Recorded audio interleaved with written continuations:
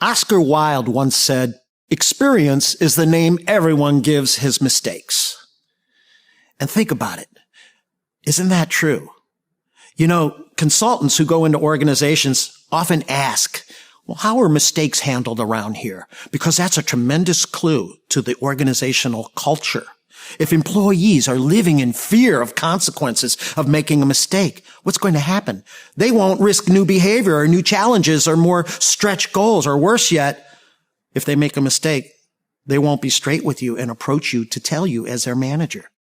Peter Senge, in his classic bestseller, The Fifth Discipline, said that in today's demanding competitive environment in the business sector, those organizations that succeed will be the ones that find ways of institutionalizing organization-wide norms for continuous improvement. And the cornerstone of continuous improvement and a learning culture is how we handle mistakes as managers.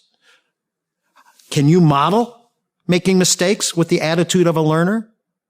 That's my definition of a professional. A professional is someone who's good, but they know exactly what they're doing that makes them good so they can teach it to others and replicate it, and they're constantly striving to get better. Herb Kelleher, the former CEO of Southwest Airlines, he's the guy that jumped out of the airplane at a company meeting in an Elvis costume. Thank you very much. Well, we can thank him because he modeled the attitude of a learner. He walks onto the stage, 2,000 people in the audience, and he says, I messed up. I blew it with our strategy last performance period. I need your help to fix it. That kind of humility models making mistakes and models safety and invites it so that people approach us with their mistakes. And then we need to have a recipe for handling their mistakes. First, handle it non-punitively. You come to me with a mistake, you blew it with a customer and you lost your cool and yelled at a customer in customer service. Well, I don't want to be there with my eyes rolling, screaming at you with my mouth shut. I want to let you know that I accept that it happened without losing my cool. Secondly, I'm going to appreciate your honesty. You know, Don, I got to be honest with you. I'm not thrilled that this happened. And I know you're not thrilled. You sound really disappointed that you lost your cool with this customer. But you know what, Don? It says more to me about your professionalism, the fact that you're coming to me to cop to it and to own it and to work through it than the mere mistake does. So thank you for trusting me enough to approach me. I salvage the situation next.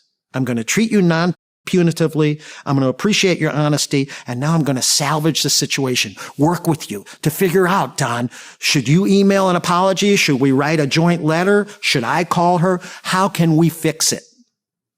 The fourth thing I want to do in my recipe is to focus on learning for the future. Don, can we talk about what the root causes were? Were you stressed out? Is the call volume too much? Were there warning signs that your stress was building up? Could you have foreseen on that day that your temper would have been shorter, your frustration tolerance lower? Maybe you need to take more breaks that day. Maybe you need to come to me if you feel that happening and vent whatever frustration might be fueling your own shortness. Let's learn for the future. The next thing in the recipe is to reinforce something in the mistake maker's behavior, even though in general it didn't go well. This one can be hard because it needs to be genuine versus a bologna sandwich. Otherwise, they'll think you're techniquing them, and you would be. Let's make it true. Finally, I want to acknowledge times where I've made similar mistakes. You know, Don, I can't remember recently when I've blown it and lost my patience with a customer, but I certainly remember when I've done it with you guys. Remember that staff meeting where I blew my stack? I wasn't at my best. No one's at their best all the time. But I think if we can learn from this, as we talked about in this conversation, that's what really counts. You know, Winston Churchill once said, success is moving from failure to failure with enthusiasm.